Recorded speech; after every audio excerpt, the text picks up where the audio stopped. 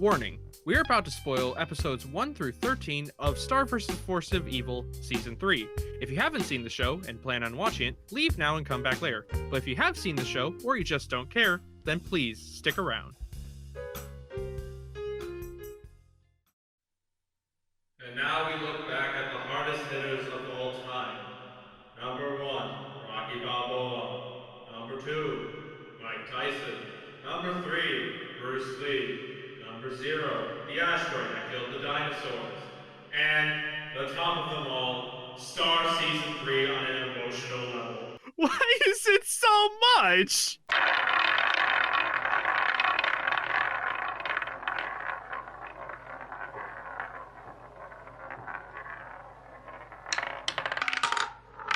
Hello, everybody, and welcome to...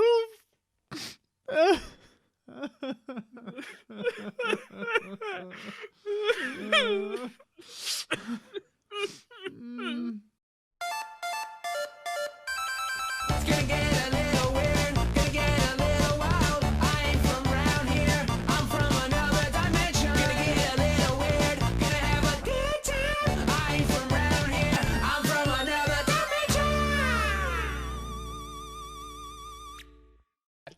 Today, we are talking about Season 3 of Star versus the Forces of Evil. Which, man, the YouTube version, I had to change the fucking intro. It's annoying. Yeah, because they had a nice new intro and a nice new outro. So, excuse me. I kind of want to use the outro music more than the intro, but it doesn't have the logo for me to do the thing. Cuts are weird. We went quiet. But yeah, this was a hell of a season to get through. Just saying that right now, on a pure, raw, emotional level, this was insane. So this was intense. It's been with our recording schedule, we did a big batch of movies, so those are all set until I think we're up to April now. Or we're done with April. Doing pretty damn good. So yeah, we have May's movies to record, and it's only March 9th when we're recording this one. Fuck yeah. And we took fucking almost 24 days to sit through this series because it was that intense. Yeah. Like this and mind you, this was only half the season. This was only the first 13 episodes. Yeah. We still have another half of the season to go. It hit that hard. It hit so fucking hard that we could only watch 2 episodes at a time. Sometimes one. Sometimes just one. It hit that fucking hard on a pure emotional level. It has been a long time since a show's affected me the way this has. Yeah, this is a fucking hard... This is something where I'm like, I understand if a parent got mad that be like, this is supposed to be for kids, because holy shit. How emotionally heavy it gets, and honestly, the really heavy themes of this season as well. Oof. Just, oof.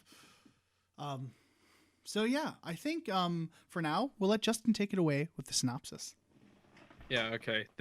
A lot happens, so stay with me here. Buckle up, boyo. We are a few days after season 2 ended, after Star left without really saying much to Marco other than, I do love you, but I understand we can't be together, leaves. Marco is an emotionally broken character. Star is an emotionally broken character. Star's mother is horrified and filled with anxiety.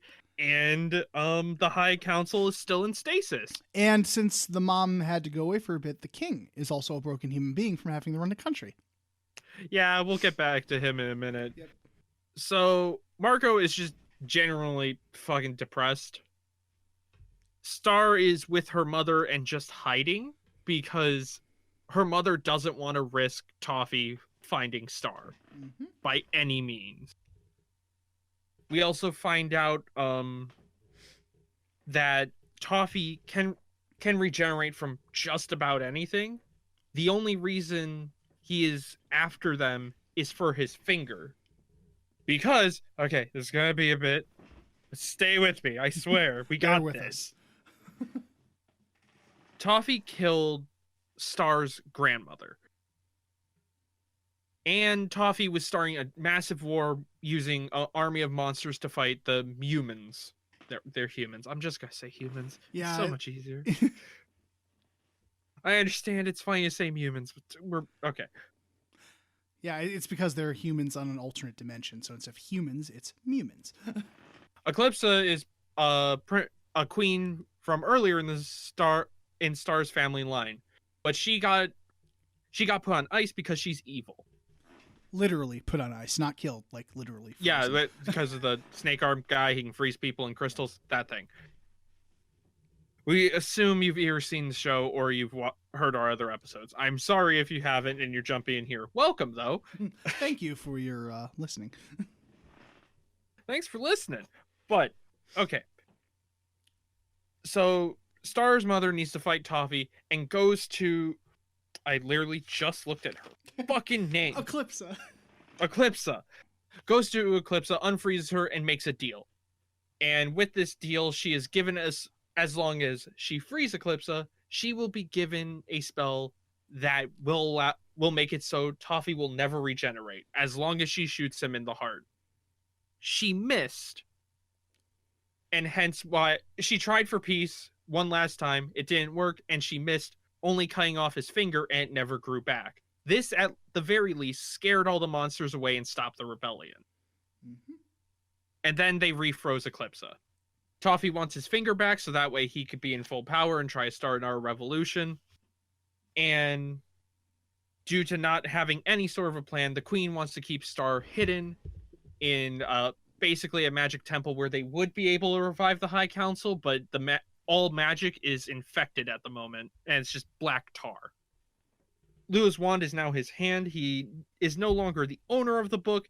He burns the book out of anger. He actually gets the book back, burns it out of anger after seeing Glossric. And doing this basically seems to kill Glossric.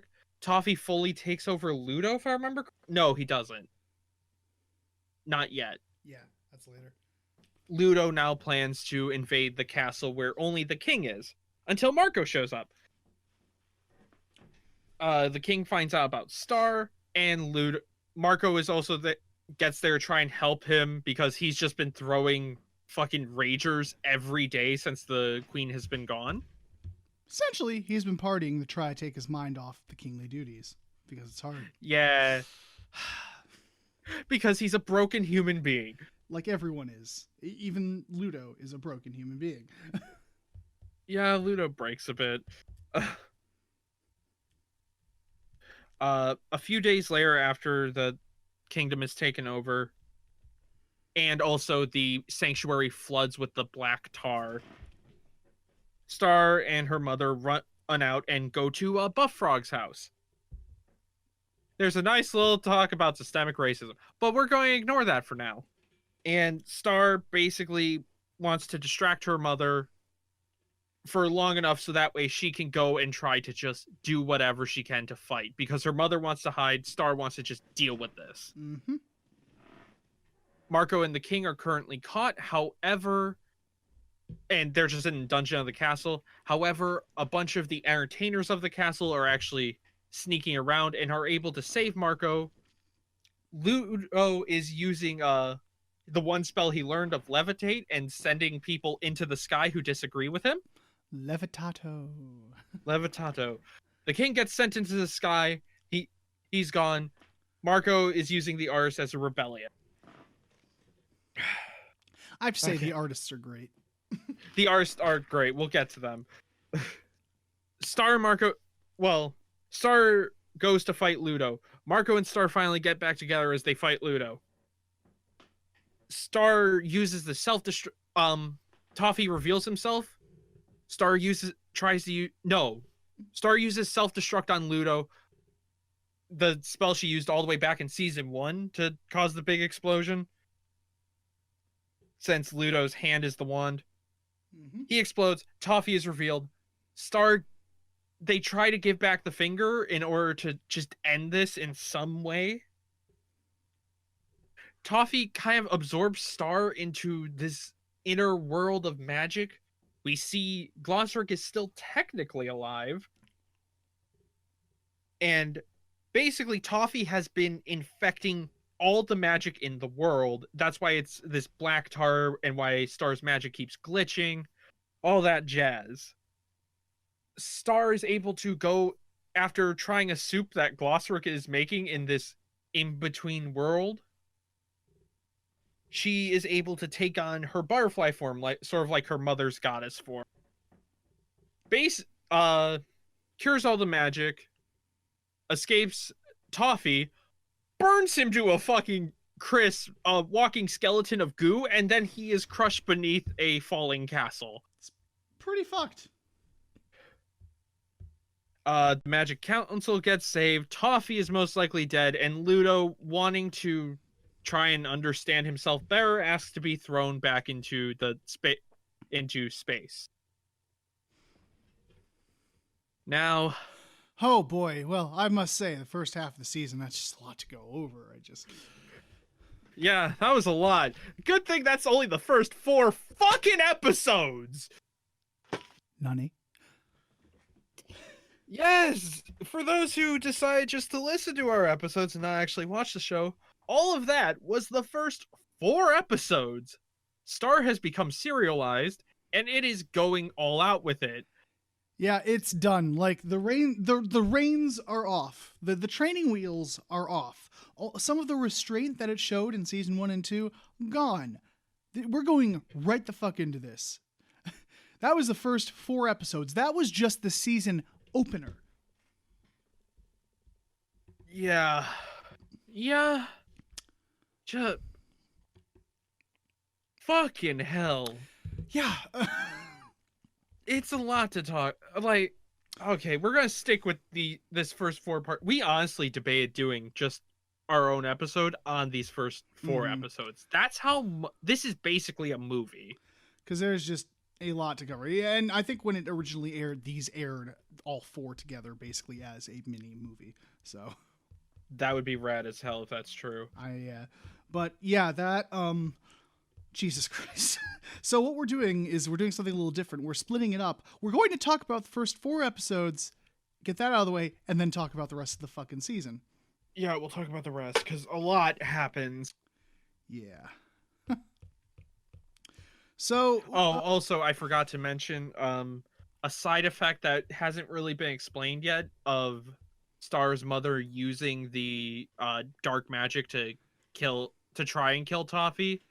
Now, whenever after a certain degree of magic, like purple veins show up on her hands or something, like she's corrupted. Yeah, like every time she uses it, the purple veins in her hand just get more and more purple, I guess. So yeah, that still hasn't been explained even by the end of the season. Yeah. So like end of the middle. Like it's hinted at, like it says like why it's happening, but we don't exactly know, the reasons behind it or anything. So if it's killing her, if it's going to turn her evil, we don't know yet. So, but I must say, so we knew right from the fucking get-go that this was going to be some heavy shit. Because we're like, okay, we'll start the new season because the last season, season 2, left off on a pretty fucking hard-hitting note. That was a gut punch. That was a slap in the face. Don't worry, you'll get more of that throughout this whole fucking season. Yeah. Season 2, the ending of season 2, if you've already watched that before watching this episode, just think about it. Think about that feeling as the credits rolled silently and you just knew shit was going to go down. Their part, you have no idea what was going to happen. What a slap to the face. Hold on to that feeling and you'll get an approximation of what it was like sitting through at least the first half of season 3. That doesn't go away. That gets worse. Or even that feeling of the credits, that's entire episode length now. Yeah. That's not just, we're going to quickly have all dramatic stuff happen at the end. Yeah. No, it's through the entire episode, and it is relentless. It is. This show is pulling no punches emotionally, and we knew that this was going to be insane because before this, we'd watched The Cape, and then we sat down to watch Star, and we both could only get through one episode. The first episode, we watched the first part and then stopped because it was so much to handle. the level of realistically broken everyone is at the start of the season is painful. It hurts. It's amazingly first off, amazing job to the voice cast, because acting is already hard. Acting through basically a puppet is way harder. Yeah. I have to say. Well, it's not really acting through, but it's the whole art of voice acting, because voice acting is very different, than traditional acting. Like, it's still a form of acting, but you have to at least, know what's going on there. So you kind of have to do well, more. actually, I guess credit to the animators and voice actors, because it's basically acting, but you're a two-head monster of one thing's controlling the body, one is the voice. There is no but massive credit for getting all the emotional weight across so well. It was so fucking good. Like, this is like really good anime levels of voice acting. It's fantastic. Yeah. Fucking hell. In general, this first half of the show was like a really good anime with just how hard it hits. like, I think you mentioned too, it's like, Gravity Falls didn't hit this hard at points, and that hit pretty hard at points. Gravity Falls is a solid punch to the shoulder, maybe a gut punch or two. This is a full-on rapid body beating. Yeah. And just leaves you to crumble to the ground after it's done. It's insane. And again, on top of that, on top of the character development and the incredible job that they do, that'd be redundant, but developing the characters and, going into their psyche and how broken they are and their motivations and their past and all that is brilliant. But on top of that, the story is also really fucking well done. Yeah, it keeps you pretty well on edge. It has a good understanding of tension. Yes. And luckily, the bits of humor that are put in don't feel too out of place. They're a good comic relief without being intrusive. It's really well paced, the comedy, and the comedy is frankly needed, because I couldn't put up with that kind of emotional turmoil for an entire fucking 13 episode season. So we needed those humor bits. Jesus. But yeah, the way they bring up, and again, it's just the first 4 episodes, they're just going full on into the history of Muni, and just it develops the world in such a fantastic way in 4 episodes. Like, that blows my mind. Just the lore, everything, just so good. Yeah. Story-wise, there isn't really much to talk about, but I just trying to think if there's anything we want to say about besides the emotional turmoil about these first 4 episodes. Well, also just giving credit where credit is due. The artists who are rebelling, they're funny as hell. Yeah. I really like how they all play into the stereotypes of their form and how the mime is the best one. Everyone agrees that the mime is brilliant, even Ludo, because they do be larking, and the mime is silent, and they're just like, but we know the mime's a genius. Well, yeah, that's obvious. And I love it cuts to them just really happy. And this one thing is, I love when they're in the vent or whatever, and they're like, yeah, mime's brilliant, and it just cuts to her with her hands over her face smiling, and just her feet go pep, pep, pep, pep, pep. Yeah, I love. They'll constantly argue about who's the better artist, and then they'll just mention the mime. It's like, well, yeah, they're obviously the best. And they can't talk; they just be like dee or something. It's adorable, and the mime can be very creepy too, though. So this is why we shoot them. Yeah, this is why we shoot the mimes in blood. But how many people will get that? I don't even know. I don't know, and I don't care. I love that game. Moving on. God damn it. Yeah, and the way they develop Ludo too is fascinating, because at the end of was it the end of season 1 where they killed off Goatman? Season 2. Or not, it was end of season 2 where they and Ludo is still really genuinely threatening and terrifying throughout the show. But we find out obviously that Toffee is now taking more of the reins and shit, and the wand became his hand, and Toffee's kind of controlling him, and he has been talking to Ludo. It's still really unnerving just to hear him talking to himself. Yeah, they still don't play Toffee's voice or anything for when he's talking to the wand. It's dead silent. Still just as unnerving. So, yeah. And again, it blows my mind that we've had an on-screen death of Goatman.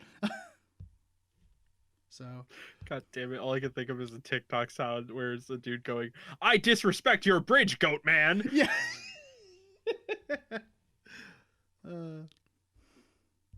And then I will say too, Toffee's death really fucked up. I am shocked. Like, I get it, they didn't use real blood, whatever. You see his skin fucking melt. Yeah, like she blasts him away, and then like he's still somewhat alive. So, and when he's like his bottom half is gone, and you see him crawling towards them, and his skin is melted. You can see his rib cage poking out from underneath, and his eye is dangling out of its socket, barely hanging on by a thread. It's fucked. I am shocked they got away with this. And then he's crushed to paste. Yeah, like, that's it. He's fucking dead. So far, but still really fucked up. glad we're still sticking to the Disney tradition of really fucked up villain deaths, but this one was, oh my god, just the detail on him was brutal. Jesus Christ, fucking evil dead ass death over here. It really was. It was great. So if that's the end of Toffee, I will say that was a very satisfying villain death and really fucked. Like, what the hell, show? Yeah. And the king is broken too, because Star had to go with her mom in hiding, so he's running the kingdom now. And there's a little side episode where Marco helps him run the kingdom, and they have to like get a giant monster out of town or something. Yeah, a little bit of a comedy episode, which ends with tragedy. Yeah. So yeah, just these first 4 episodes, honestly, they set the tone of the season really well, because it starts out, it's intense and it's emotionally intense as well. So yeah. Anything you have to say on the first 4 episodes, or? Nope, I think we're good there. So, so after that, you'd think they'd let up, right? You know, okay, we got this big old arc done. It gets worse. Let's open with a funeral. That is the thing that kills me, is we literally open, oh no, that's in the second half of the episode, but still, yeah. The first half is the one with the hoodie and Star trying to deal with Marco's emotional issues. Oh, yeah. Marco gets knighted. This is important. And Star and Marco finally say an actual goodbye. Okay. They finally say their goodbyes. And Marco goes home, but Star kept his hoodie. And she, like, even though this thing has not been washed since the end of season 2, possibly even earlier than that, she's still rolling around it. Ponyhead comes over and is like, "Girl, that is disgusting," and tries to throw it in the laundry room. And there's a knight there. Yeah, it's normal shenanigans. I need to keep this quick because we still have a lot of episodes. Yeah. Basically, we have Star get at the end of the episode. Star accepts that it can be washed, but at the very least, no matter what, even if the hoodie is destroyed, she will still have the memories of Marco in her heart. Good for her. Anyway, let's go to a funeral. And the second half of the episode, this is the one that killed me. Because we literally... Well, it also killed Goatman. Well... because, you know, we had an on-screen death of Goatman, and we're like, oh, brutal or whatever, you know, because kid shows, they can have on-screen deaths sometimes. You know, Adventure Time has done that before. But usually, you know, it's death, whatever, not really lingered on. No, we straight up go to, I know we keep calling him Goatman, but he is a Goatman. His name is Lekmet. But he's the Goatman. So we open with Lekmet's funeral and everybody mourning him. Jesus fucking Christ. And it's in this episode that Star keeps seeing Glossaric everywhere. Because before, like when she got sucked into that void magic world, Glossaric was there making stew or whatever. And he was like, oh, we can't leave this place. And then Star ended up actually getting out there through her butterfly form or whatever. So Yeah. So Glossric the whole time has been stuck in this kind of, magic land or whatever. And Star just keeps seeing visions of him. And it starts out as a straight up horror episode. Yeah, she cannot escape the image of Glossric, and there's some fucked up imagery in here. It is legitimately terrifying. And the most hilarious thing about this is we were debating watching a movie. Hi, welcome back. No, but the imagery is legit terrifying, and I just But that's not where it ends. The reason I'm talking on so much about this episode is because the ending literally made me cry. Big sads. That was a big sad. And we don't know, because throughout the episode it's kind of brilliant, because we don't know if Glosseric's actually dead or not. We don't know if Star's actually going crazy, or if he's actually trying to look at her and, try to help her escape. So we have no idea what's going on. And so she calls up, what's the chick's name, who, into, occult shit? What's her name?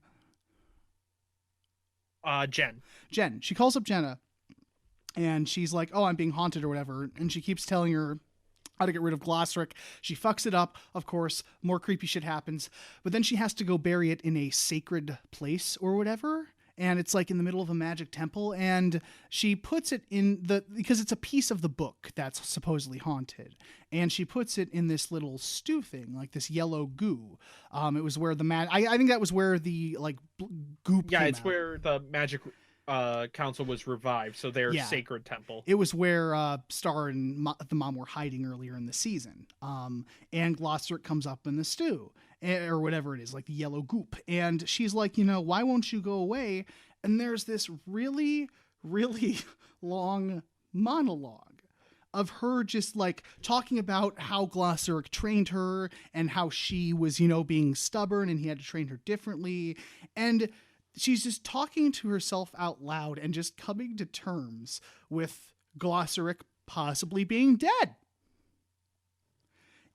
And, what's his saying? It's Globgor or something like that. Globgor. And she quotes him at the end. She's like, okay, Globgor, blah, blah, blah, blah. Basically, rest in peace. And then walks away. And it was at that point that I just broke down in tears. Because that just hit so fucking hard.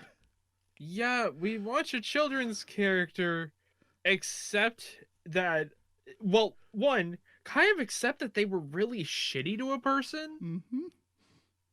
Two, accept that they won't be able to truly apologize. And three, try to move on from that. That hit me so hard.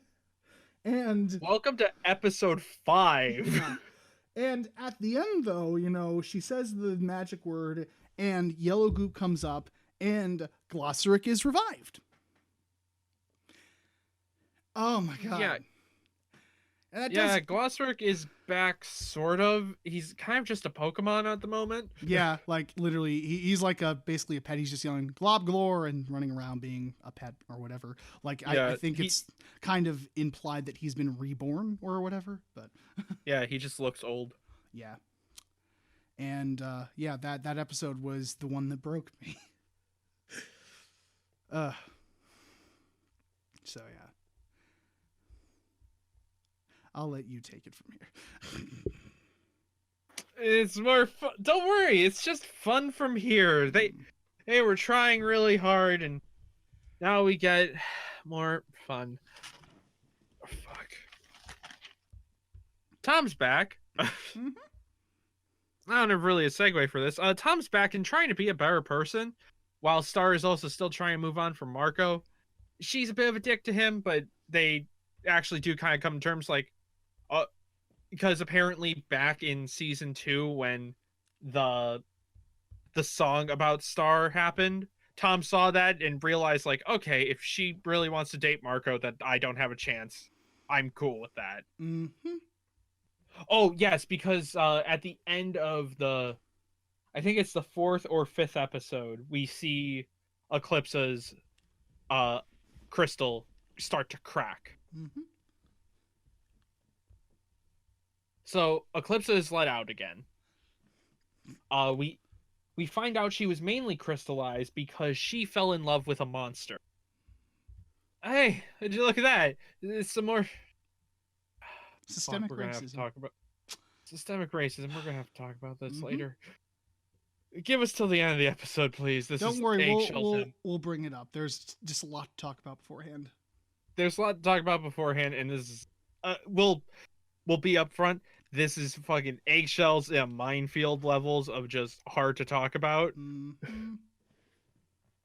but we will try to do our best. Because if a kid show can do it, so can we. Mm-hmm. But basically, they want to put Eclipse. The High Council wants to put Eclipse back in the crystal because evil. And Star's like, whoa, whoa, whoa, whoa, whoa, whoa, whoa, whoa, whoa. Okay, if her only crime that you know of is she fell in love with a monster, she does not deserve this. Yeah. Does that really? Do you really need to crystallize her over that? It seems a little harsh. Yeah. So we need to hold a fair trial. And they make a joke on how the trial will take literally months to set up. Yeah. And that's what we get for a bit. Tom, next episode we get Tom again trying to get a demonicism, like literally get the demon pulled out of him. Yeah, like it's a reverse exorcism. Well, no, it's actually it is an exorcism on a demon, isn't it? Yeah. Star tries to stop him because the demon that Ponyhead shows her became like literally a corporate tool and just nothing. Yeah. She tries to say like, hey, you're already good enough. You can try to be better. But Tom still goes through with it. We find out he has so many demons inside him, he'll have to do this for like weeks on end in order to even get close to taking them all out. Yeah. And But also realizes that, he's able to at least feel like he wants to get better, so that's good enough. yeah, exactly. He's at least making progress. And fun fact about that episode, the demon sis, the main, cult leader or whatever, that tries to exorcise him was voiced by a guy named Ralph Ineson, who's known for his like really deep voice. He played William in The Vavitch. Oh, okay. You can hear it now? Yeah, I definitely hear that fucking old English ass accent. Yeah. Okay. So, hey, that was kind of a funny episode. Anyway, back to emotional trauma. Marco is a broken human being still. And we're dealing with this through the entire episode. We're talking about how, Star basically accepted that and wants to move on and blah, blah, blah. And he realizes that, he Star's his best friend and he kind of can't live with her. And we watch. No, you've gone too far. Have I? Yes. How have I gone too This far? is the one about him breaking up with Jackie. I know, but that's part of the reason he leaves, yeah?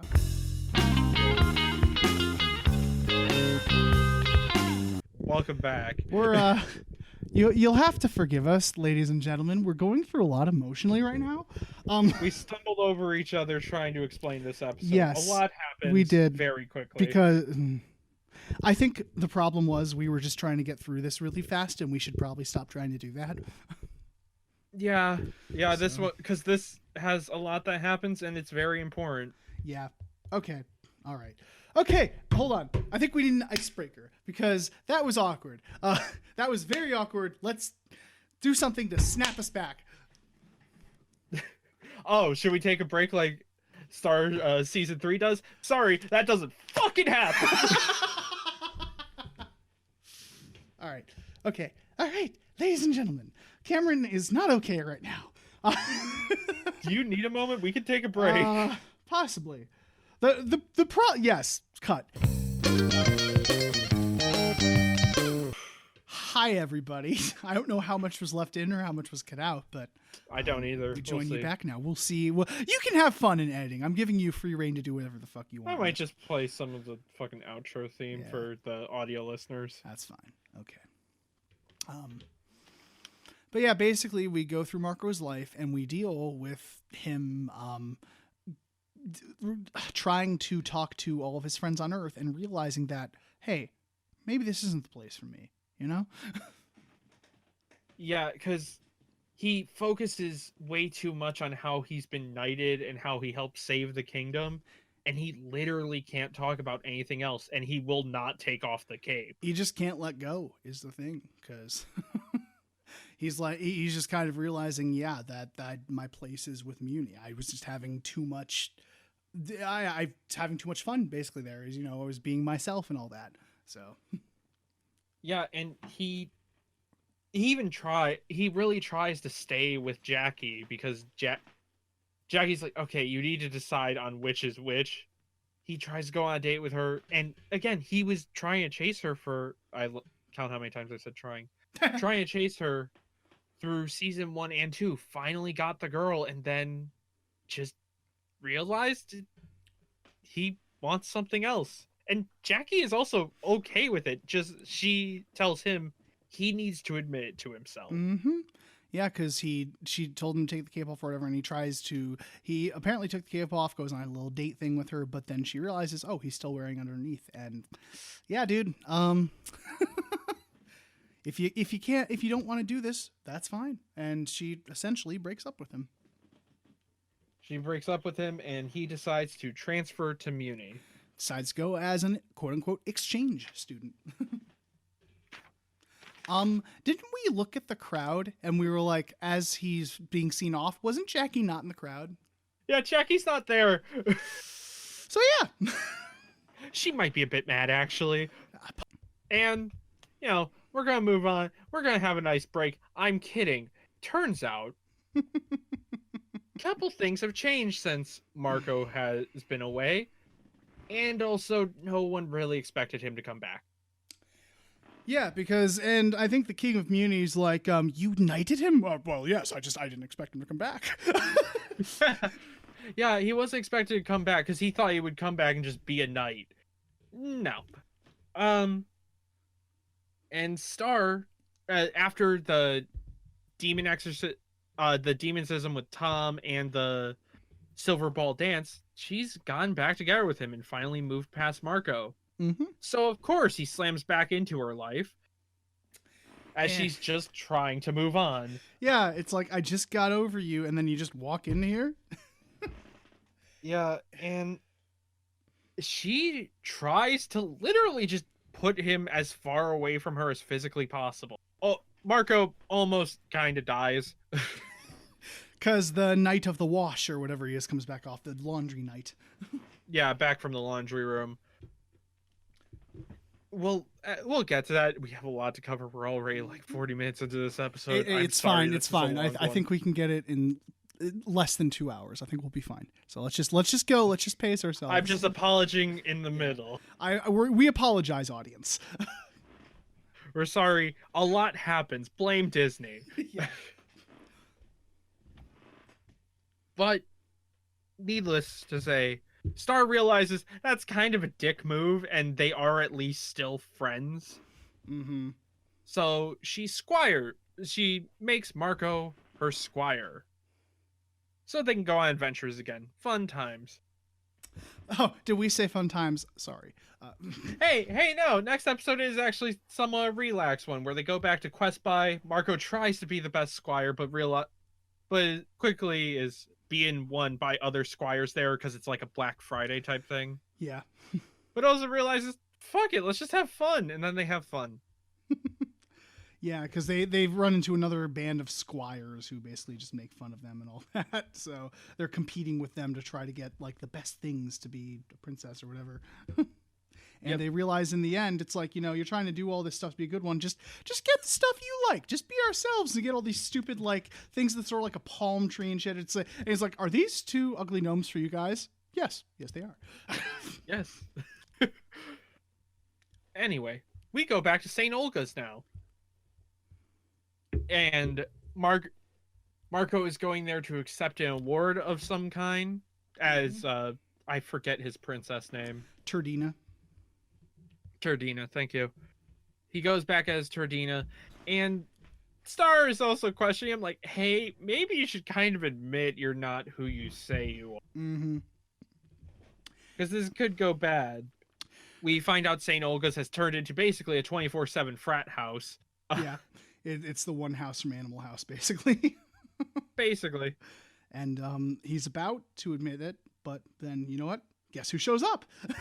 Miss Archer's back, or Miss Heinous, however Miss you want Heinous, to whatever say you it. call. We could just call her Miss Archer because it's the same voice actress. And she does not change her voice at all, and Nope. it's way funnier to imagine Miss Archer.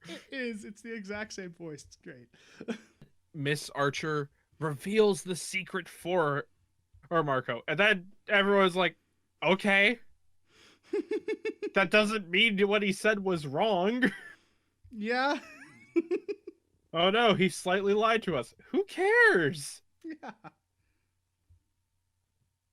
Also, we find out Miss Archer has kidnapped people and is basically stealing the life from them. But let's ignore that. I would say that bombshell is just dropped on us in like the last 2 minutes of the episode. Like literally. Yeah. Then we get an episode of Star is since she is learning to become more of royalty and is planning on when she becomes queen, she wants to destroy the divide between humans and monsters. Mm-hmm. And tries to get in contact with one of the main researchers of monsters. And the researcher, even though they've spent years studying monsters, they know nothing. They only know basically stereotypes. Yeah, and the person, their name is Dr. Jelly Goodwell, and it's supposed to be a spoof of Jane Goodall, the very famous, what do they call that? Person who studies animals, a zoologist. Zoologist, yep. The very famous zoologist who, like, you know, made a bunch of breakthrough with apes and stuff. So that's who the Yeah, but instead of being smart, this woman is an idiot. Yeah. Like we see her look into Buff Frog's village and is basically saying like, look at this as they made these nests in weird forms. It's a building. Mm-hmm. But due to do we talk about it? Do we wait? I mean, this deals with. I mean, we can deal with the immediate arc and then We'll bring it up a bit here. A bit, basically, systemic racism due to the stereotypes there. Yeah. She just assumes they can never be smart enough to actually have a civilization, and even tries to plan basically to keep them trapped on their own island so they will never come in contact with humans. Yeah, there's this giant dam, and she's like, I'm gonna blow that up and put them all on an island. And even after seeing them, like, because blowing up the dam was actually going to completely destroy a town and kill everyone. Yeah, because Seeing them stop it, she still believes that, oh, what a weird animalistic instinct. Mm-hmm. And yeah, she just, and even though she realizes it, she takes it the complete wrong way. So Yeah. also fun But fact. hey, this is a kid show. Yeah. Also fun fact. The doctor in that episode was played by a comedian named Carol Kane. You've seen her in The Princess Bride. She was Valerie, Max's wife. Oh, that's fun. That was her. Yep. Well, we'll get back to this. We'll get back to it, but that's the thing. You know, systemic racism is kind of just a theme that's brought up and sprinkled in these first few episodes. There was also one earlier in the Yeah. first 4 episodes where Star's mother is very racist towards Monsters, Buff Frog. and they're Well, Buff Frog specifically. and they're playing a little board game. It's called like Monsters versus Humans, and it's and on Muni they had their own variant where it was the opposite. Like, because in Buff Frog's variant, you know, the monsters are the good guys and the humans are the bad guys, and in hers it's the other way around. So, and the funny thing is, this was kind of brought up in season 1 or 2 or whatever with the episode with the fairy book and the recreation of the Muni Day or whatever. Yeah, the recreation of the war where all the monsters just get curb stomped, Yeah, basically. and they realize that, hey, maybe, we just committed horrible war atrocities. Yeah, so this is a theme that's kind of been sprinkled out the earlier seasons, but now it's really starting to come to the forefront. But we'll get back to that. And, okay. So, next episode, we see Star having a dream where she's eating flying goblin dogs. And turns out she actually did get goblin dogs, a ton of them, in her sleep. We find out she's turning into her butterfly form or her goddess form, whatever you want to call it, and sleep portaling. Marco tries to help. It doesn't work, and there isn't really a way to stop it. They almost get sucked deep into space and lost there. Luckily, Glossric and Eclipsa saved them. Mm-hmm. Glossric was just kind of there. Yeah, Eclipsa's he was main on one. the rope. It was kind of funny. It was. And then the show is just mean and hard cuts before we solve this in any meaningful way. It's kind of a thing that's set up and not really resolved until the end of the season where we just watched. But hey, we only talked about systemic racism last episode. Let's get a little lighter and talk about absolute loneliness. Oh, this episode hurts. This is the Welcome second. This is the second saddest one. This one hit me the second hardest, besides the. This 5. one hit really fucking hard last night. Jesus Oh, Christ. this. Marco, Tom, Kelly is back, and Star go to a beach in hell, basically, to see the the rising soul, or whatever they called it. I think it's just a soul rise. Yeah. Soul rise, yep. And they're trying to have fun. Tom and Star are kind of making kissy face at each other. Marco is obviously a bit upset by this, but whatever. He's trying to be a good friend. Mm-hmm. But Kelly runs off, and turns out Kelly and I wrote down his name. Tad. Yep. Tad. Tad broke up. However, Tad is still living literally in her hair. Because that was the whole joke of it. And Marco's like, "Oh, I can help," and goes in to tell Tad, "Hey, you know what? It's time to move on." Saying that just sticking around is going to make them both miserable, and be best to just go, at least try somewhere else. Like, it's not good. They're not going to get back together. Just move on. And then Tad says, "Well, if anyone would know, it'd be you." Not in a mean way. He was being honest. And Marco tries actively to deny it, but after he kind of runs out in a blank stare, he sees all the other love going on, sees Tom and Star kissing, and then just breaks. And he calls him like the king of torturing or something like that. Like he's like self-torture. He's like, he was like, "Well, you would know, wouldn't you? You're the king of self-torture." Yeah, because he is just the only reason he's here on Muni was to get back with Star, but by the time he got back, she's dating Tom, and it's not going to work out. Nope. And it's that scene where he's just running around the beach, just like realizing, just basically coming to terms with his feelings, it's harsh. It's really harsh. It's a harsh message. There is something I want to mention, dear viewers, because I know a spoiler for season 4. I'm not going to bring it up. We'll definitely talk about it when we get there. But if it goes the way we think it's going to go, we can kind of see why some fans were upset. Yeah, some fans were upset by what happens. And we'll talk about that when we get to it. We'll see how it turns out. Yeah, because we don't know. That's why I'm really hoping that. We know the end, we don't know the middle. Yeah. Type deal. Yep. Well, and that couldn't even just not be the end. That's just something that happens. So. Well, the end of this sort of arc thing. Yeah. So. Not the end of the show as a whole. But yeah. So and then he ends up moving out of her hair, and Kelly and Marco get together to watch Soul Rise, and Kelly and Marco kind of comfort each other. Yeah. So that might be a thing. We don't really see much of it yet.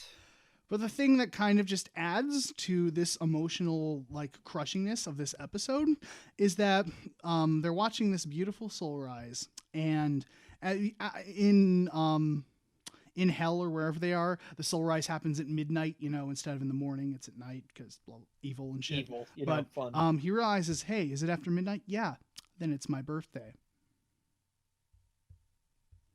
I didn't even fucking think about, like, I knew the line, I just didn't think about, yeah, that means Star completely forgot.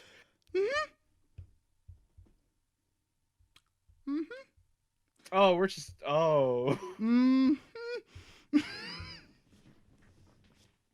Yeah. Sorry, I can't hear that line also without thinking of just Great Gatsby. It's my birthday.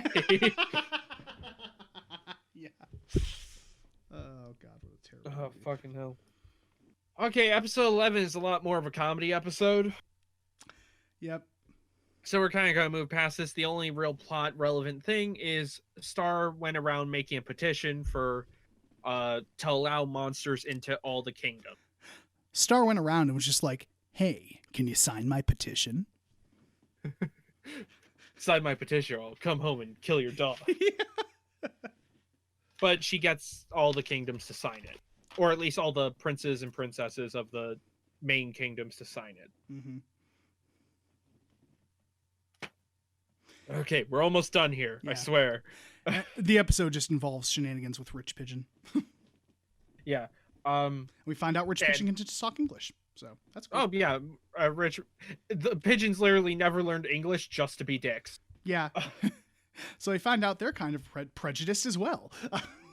We meet Ponyhead's family. Ponyhead's family tried to frame her for murder, but whatever. And that episode was really fucking weird and really fucking out there, and we're just going to move on from that. We're just accepting that happened. There's no real plot relevance, so we're moving on. And now to the two we actually just watched tonight. Yes, I think this is the first episode in a while we record the same night as we watch something. Yeah, because it just hit that hard, and it took us so long to watch it. That was the issue. Yeah, and I don't feel like waiting until tomorrow. Yeah, same. We just want to get this out of the way. Okay, we're back with Marco and Hekapoo. Apparently, Marco has been running off every once in a while to go, solve portal issues with Hekapoo. And he gets to ride his fucking his unicorn motorcycle and all that. It's Excuse me, it's a dragon. Dragon cycle. And he's kind of split because Star is also going through a lot at the moment and needs help, but he's either off with Hekapoo because Hekapoo needs help, or he tries to go back and help Star, but Star is often way more busy. Mm-hmm. And turns out Hekapoo is dealing with Star, because the whole reason for all these portals showing up is because Star is opening them in her sleep and leaving them open, basically. Yeah, so they actually do tie together his stuff with Hekapoo with Star. Yeah. Which I have to say, Star almost gets fucking impaled through the head. With a spear. It's fucked up. Jesus. Yeah, like at the last minute, it's like this close to her face before Hekapoo pulls it out. And it's like, oh my god. With the once Hekapoo figures out why Marco was doing this, well, the fact that he lied, basically, she's like, okay, I'm not going to tell the High Council because you guys seem to at least somewhat get what you're doing, but we're not doing this anymore. Even though Marco admits this is the happiest he's been since he got to Muni. Probably because doing things is a very easy way to not focus on your actual emotions. I was going to say, just judging from the whole themes of this show, that's probably why.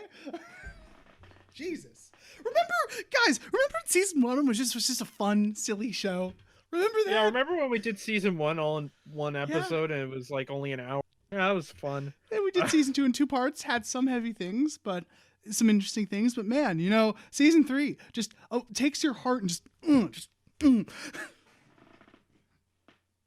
But we do move on from this because Hekapoo was making a map the entire time of the portals seem to keep going.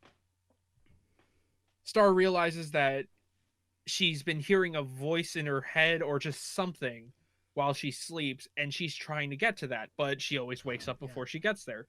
So they call in Jen to hypnotize her so she'll stay asleep and be able to make it all the way to wherever she's going. This episode is amazing. This was one of my favorites of the season so far. It's animated so fucking beautifully. It's animated so beautifully, and the music is so cool. But Star makes it to the portal. She's actually back in the magic land that she was with when Toffee absorbed her. However, now everything is golden, everything is cured, and the thing she finds back there is actually a unicorn that she made back when she killed Toffee. But the world almost keeps her. Like, it's so blissful, it hypnotizes her, and she would have been trapped there forever if Marco and Jen weren't watching, lost connection, and due to Marco's worry, he actually grabs Star's wand. We see it change to match Marco, and he uses the all-seeing eye to see where Star is, and to basically... Yep. It basically slaps some sense into her, and she goes back. Yeah, that spell from earlier, that's brought up again, and we find out that the wand can, like, actually attach to different people, and different people... Well, we knew that, because Yeah. Ludo grabbed it before. Yeah, because Ludo grabbed it. But, well, actually, he had, like, a half of the wand. It was kind of a perverted instance of it, but, yeah, this is what happened. No, still in season 1, he was able to grab at one. Yes. Just the wand in That's- general. That's correct. So, but yeah, and actually, right when he uses it, you see moons form on his cheeks. Which is cool. Yeah, so it's like, oh shit, he has some magic powers or something. What if the show was so insensitive they just gave him, like, sombreros? That would be horrible. That would have been. I'm sorry, that's really funny. Damn it. That's terrible. But yeah, no, actually, surprisingly, the show has been really cool in portraying, Mexican culture, like, his family and just Mexican people in a very positive light, not really giving in to horrible stereotypes.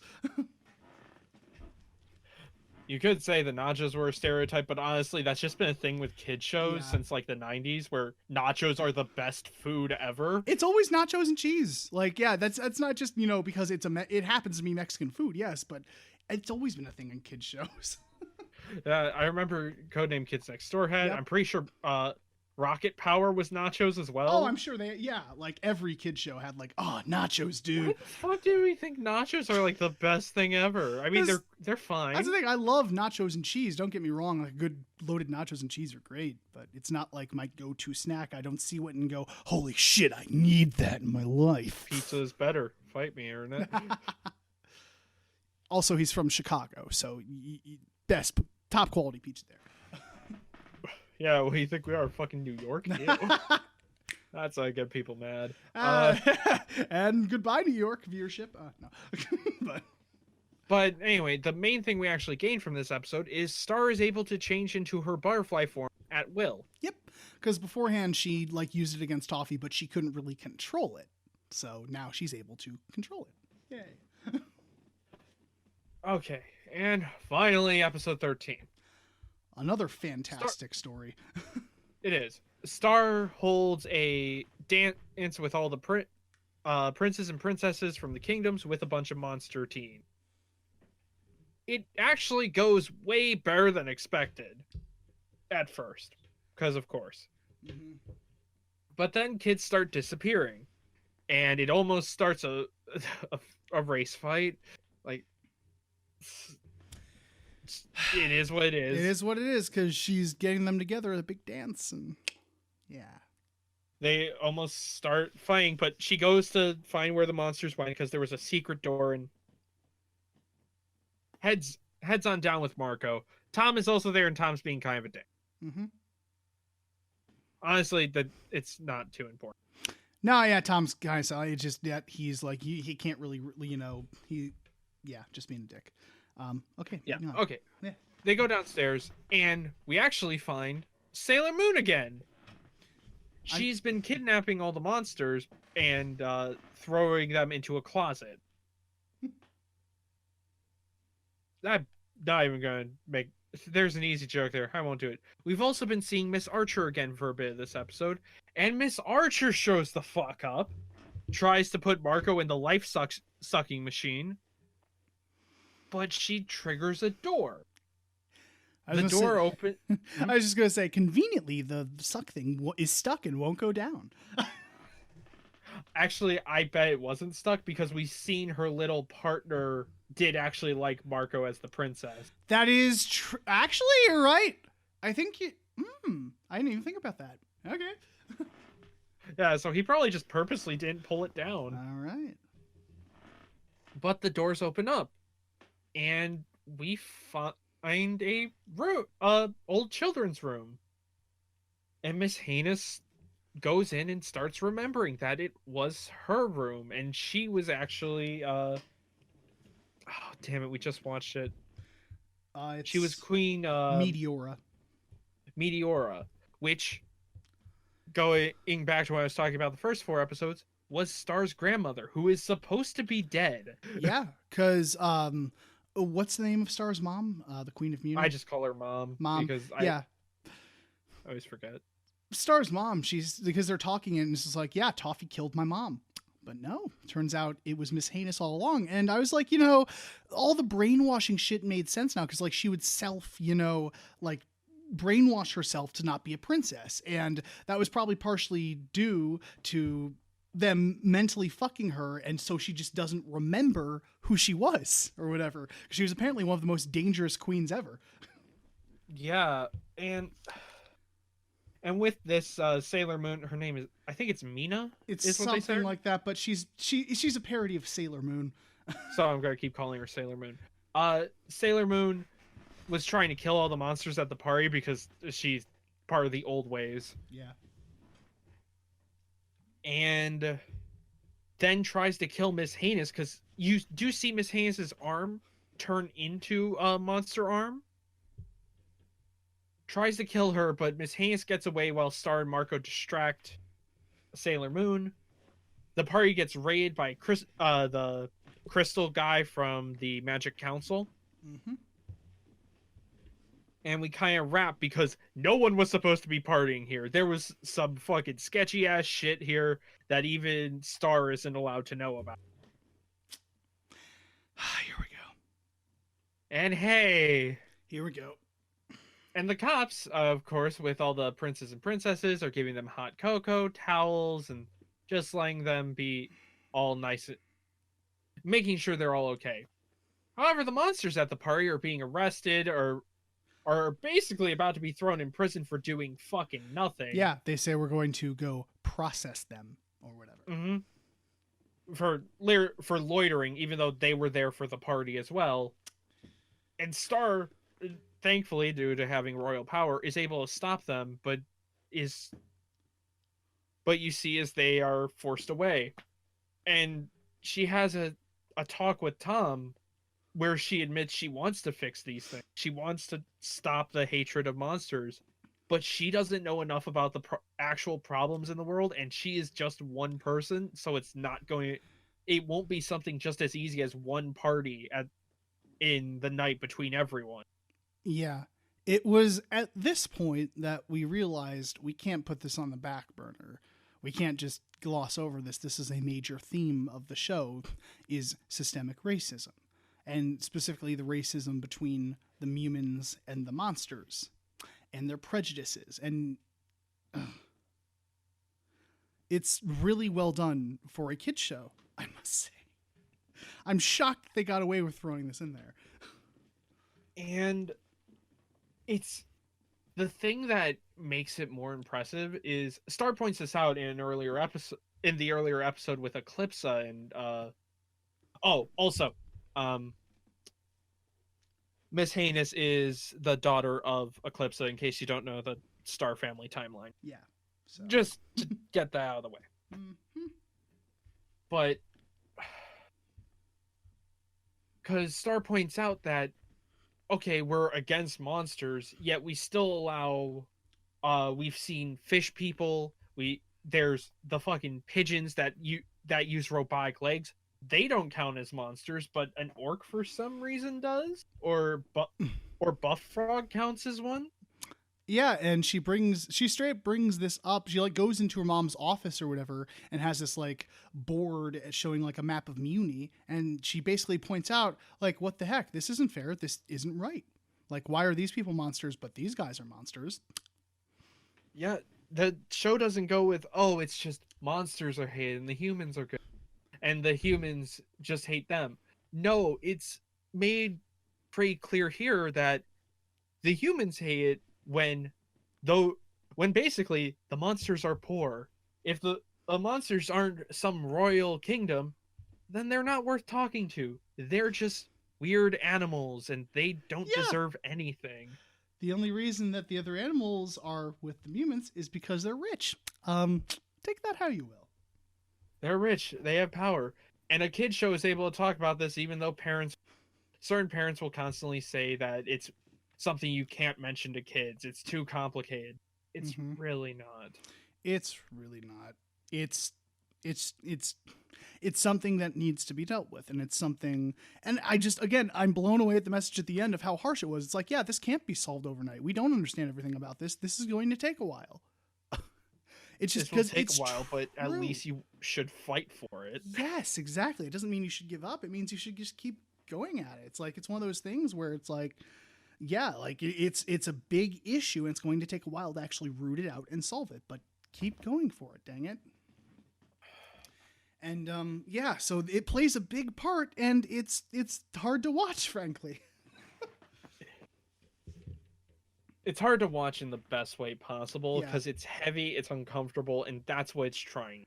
And I respect the shit out of it for actually going there. And it's kind of almost a deconstruction of fairy tales, really. I know that's a pretentious way to put it, but it's like, how many times is it's the humans and then the monsters took over and we're battling the monsters. But no, here it's like, these are monsters to have personality. They are there for a reason. We might be the bad guys in this case. Are we the baddies? Yeah. Are we the bad guys? Yeah. Actually, this is just something I love about kid shows these days, because from certain parents, it's these stupid arguments of like, kids shouldn't know about this. You don't have to talk about this to kids when it comes to like sexuality or race. But there's stuff like Star and Steven Universe where we're showing it's not that fucking hard, guys. You're just scared to tell them. Yeah, exactly. The fact that we can do this easily with metaphor, visually, and they will understand. You're the ones who are just too fucking frightened to explain it. That's the thing, is that I'm always blown away at how well kid shows do this. It's like how I think being a kid show and forcing them to use metaphors makes it all the more clever, frankly, with the restrictions that they have. Yeah. Because they're able to slip that in there. It's kind of like what Rod Sterling did with the Twilight Zone. It's like, oh yeah, it's just a innocent science fiction show. There's nothing deep going on here. Yeah, it's just entertainment. I'm pretty sure I've mentioned that on the show before, but I'll say it again, even though we're tight on time. It's fine. Rod Sterling made a bunch of TV movies, and they actually did have some very political themes. One of them was even going to be about, if I remember correctly, it was a lynching down in the South. But the studio changed it so much that all the black people were cut out of it. It was moved out of the South and just completely lost the point of the story. So with that, he went and made the Twilight Zone because people didn't take sci-fi seriously, and he just advertised it. You can even find old where he's like, oh, it's just an entertaining show. There's nothing political about it. If you've ever watched The Twilight Zone, you know that isn't fucking true at all. Oh, yeah. Yup. But it's the thing people constantly find, is they use art in clever ways in order to talk about the shit that needs to be said. Yes, because it is a problem and it does need to be dealt with. And it's great that the show kind of, is educating our youth on these issues, these very real issues that, you're going to have to deal with. So sorry, there's a part of me that says that just hears educate the youth. It's like such an old-ass man term. It does. I don't know. There just kind of isn't a better way to put it, is the problem. Yeah. It's like you kind of have to use that phrase because that's what it's doing. Educating them Educating our youngsters. youngins. Old man Cameron's over here. Don't forget about church on Sunday, kid. No one is going to get that but us. No one is going to get that but me, you, and Jarek and Haiti. No excuse. Okay, but that is the first half of season 3. We still have more to say. It's just, but that's the summary of season 3 so far. Yeah, it was kind of more of an episode by episode type thing we did, but that's fine. It kind of need to be said because there's just so much in these fucking episodes, and like, Yeah. what I want to say just up front, I really hope that I enjoy season 4. I really hope that I'm able to, if there is an issue, like we said with the thing before, that we're able to look past it, or it's done in such a way that it works. Because the first half of this was such a fucking emotional experience that it's becoming one of my favorite shows so far. So we'll see if it holds up throughout the second half of this season and season 4. So, yeah, I think I mentioned this when we were watching. I think one tiny problem with the show is they dumbed down Marco for like the middle of this first half. a little bit. Yeah, the one I was really worried about was the one where he was going with Hakapu and between Star. I was really worried that he's like, oh, he's just going to be a dummy and realize that he needs to do his time better and blah, blah, blah. But no, they actually do that kind of well because he didn't tell Hakapu that he knew it was Star opening the portals. Yeah, it wasn't him actually fucking up his time. He was just trying to protect Star the entire time. So I'm glad that they didn't go that route with a kid's show. But yeah, but he made, like, we have some relearn some lessons we've already done before in the season, or well, in the series. Mm-hmm. And it just felt kind of needless at times, but that does not detract at all from the way more emotional and heavy parts of this season. No, the rest of it is so well done that it's very easy to overlook even some, ham-fisted kids' messages. Yeah. But yeah, it's just I respect the shit out of the show for just not pulling any punches. Again, the fact that this is aimed towards kids, and the age is your normal Disney Channel viewership, and it's making us as adults emotionally crushed or whatever. So Disney, or at least kids will already be traumatized enough with middle school. You don't need to do this to them. Or at least young adults. We are still in our 20s, so. You're almost 30, old man. Oh, shut up. Not almost being the key word, okay? Old man. 29 is not 30. Oh. Hello, go. All right. Yeah, just this show broke me. Yeah, there's no putting it anywhere away. It's short and simple. The first half of season 3 broke me. Yeah, that's fair. There is one thing I want to mention. Go right ahead. That's what we're here for. In episode 12 with Marco and Hekapu, there's a character named Talon Raven Talon. He's the best. He's awesome because every time he makes an entrance or says something, a little guitar riff plays afterwards. It's like. Honestly, he should have had like a big ass American flag on his back. Just the stereotype cool man. Yeah, because he was an eagle, so an American flag would have worked great. I'll have a can of worms, extra squirmy. If you guys ever played Borderlands, I want him and Torg to fucking just have a flex off or something. I don't know. That'd be amazing. Have like an Armstrong from Fullmetal Alchemist style just flex off with somebody. Yo, get all three of them. Yeah, dude. It'd be so manly. I think the world would explode. I think that's why we haven't done it yet. There's just too much manliness.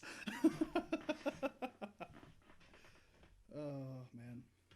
Honestly, due to this show being so plot heavy this season, there isn't much to go back on and be like, oh, this was fun, this was funny. No, that literally the only like slightly skippable thing is episode 11. Yeah, that's the one with Ponyhead and all that. So Yeah, Ponyhead and the pigeon attack. yeah. I was gonna say something else, but I forgot it now. Yeah, I don't. Okay. Just really well done so far, and if it keeps this up for the second half, it's gonna be really fucking hard to get through. If it keeps up for the second half, I don't think anything in season 4 would be able to top this season. This is probably going to be the best one. You sure you're just not tempting fate there? Oh, it can't get worse than this. No, not that it can't get worse. It can't, like, this is so fucking solid. I find it hard to believe that it could keep, that they'd be able to do it twice. Mm-hmm. You can't fucking strike this much gold. At some point, the vein has to end. Unless it doesn't. And that's how you get classic shows. Well, no, I mean, just the vein of gold. There can still be silver in this. Well, I think it's a bad metaphor because some shows do pull it off. Usually not up to season 4, though. That's actually the weird part, is that the later season is the better one here. Sometimes, yeah, it entirely depends. There are shows that are just kind of perfect all the way through, though. So, like, well, not perfect, but as close to perfect as you can be. Yeah, we already talked about Hannibal. Yeah. But see, that was 3 seasons, not 4. Ooh, true. It is actually super rare for a show to make 4 good. Archer was good for 7 seasons. It was, yeah, 7 or 8, really, debatably 8. But apparently the last season was good too, but that's a discussion for an entirely different time. That's for when we finish the long wheel and then add super long shows and regret that decision almost immediately. And then Breaking Bad actually was 5 seasons, and that was good all the way through. So, I heard that was good all the way through. So this happens more. Anyway, with, like off topic. Well, I know. I'm just saying this happens more with animated stuff in anime as well. Like, because there are shows that are able to pull this throughout the whole run. There are several animes that do it as well. So it's not impossible. It's just really hard to do. I don't know of an anime that went on for 5 seasons that isn't like a shonen jump. Well, not for like 5 seasons, but I'm just saying a whole show coming to a satisfying conclusion. I see what you're saying, though. Okay. Yeah, moving on. Yeah, it's more of a length thing, not just being good all the way through type deal. Yep. So we'll see. Yeah, we'll fucking see. I'm going to stop talking because this is just literally conjuncture at this point. Yeah, okay. We're at some fucking time. Do you have anything else to add about the show? I don't. I think we've actually said our piece, and don't worry, we're only at an hour and a half. So, and with cutting stuff out, that'll probably be hour 20. Yeah, because we're at hour 33 right now. So, okay. Yeah, this episode, okay, if we're being a little rough here, we're sorry. This season was a little hard. This season was really hard to get through, and talking about it, I'm realizing too, it's also really hard to talk about at times. It's just heavy. Even though we did spoil it, I do highly recommend at least watching this season. Absolutely. Well, and you kind of have to watch seasons before too. You do have to watch the show. Like, honestly, get no, it hurts to say that. I guess get Disney Plus for a month. Ugh. And then watch all of Star vs. Force of Evil. Mm-hmm. What? So, yeah, I think that's it. Just to summarize, the first half of the season hurt. Okay. Really good. I hope it keeps it up. I do, because again, it's similar with Angel Beats. Like the fact that shows like this can make you feel like this. This is what I crave in a show, is being emotionally attached. And I love it. I hate it, but I love it. Just so good. I'd also like to cheer the fuck up a bit. Yeah. So. Show, if you could have at least like 2 comedy episodes before we get to the end of this, that'd be nice. That would be nice. Show, I would appreciate that. Oh, also, when Marco and Star were saved by, damn it, why do I keep forgetting her goddamn name? Which one? Eclipsa. Yeah. When they were saved by Eclipsa, they were actually in the middle space area and saw Ludo for a moment. He waved hi. That's all we've seen of him. That was kind of a funny joke because his eyes were like glazed over and wide because he was, doing the whole floating through space thing. And she's just like, "Oh, hey, it's Ludo." He just looks over, just wave. Hi. It's kind of a funny cutaway. So we might see him again. We might not. Yeah. Who knows? Who knows? I was gonna say they're really building up Miss Archer as the main villain now. So. Yeah. All right. So, is it time, Justin? Time for what? No, it's not. It's not. It's not. We have part 2 still, and then we got to spin the wheel. God. Okay. So next episode is because last week would have been Once Upon a Time in Mexico. Yeah. So we. Mission Impossible 2. I thought you didn't want to say future episodes. Well, no, this one counts because they would already know since Once Upon a Time in Mexico came out last week. Okay. Yeah, they know that one. We mentioned other ones further because, again, we record out of order. We admit that. Yeah, I mixed up the order in my head. That was entirely my fault. Yeah. I apologize. So next should be Mission Impossible 2? Yes. Yeah, because of a joke we make at the end of Yes. Once Upon a Time in Mexico. Mm-hmm. All right. So yeah, you get that next week. I'll tell you right now, it's a shorter episode. Don't worry. And then we'll have start the end of season 3. Mm. Mm. So thank you, everybody, for listening today. Hard cut. Har-